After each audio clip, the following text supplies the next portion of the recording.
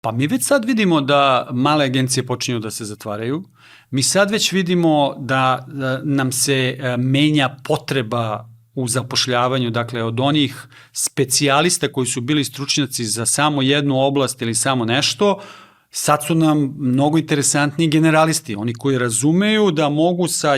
jednog mesta iz jednih cipela da hendluju i slike i tekstove i video, dakle idemo u jednom pravcu koji menja potrebe za određenim ljudima. Dakle, generalno ja mislim da će naša marketinška industrija, grana komunikacijska,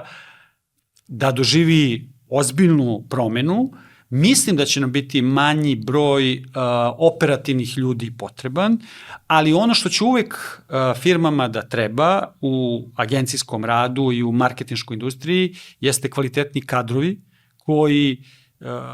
će biti potrebni za konsulting, savetovanje i strategiju i bit će potrebe za upotrebom tehnologije, znači za kvalitetnom upotrebom tehnologije, a to mora i ne može bez ljudi koji će to na najbolji način duhom da povežu.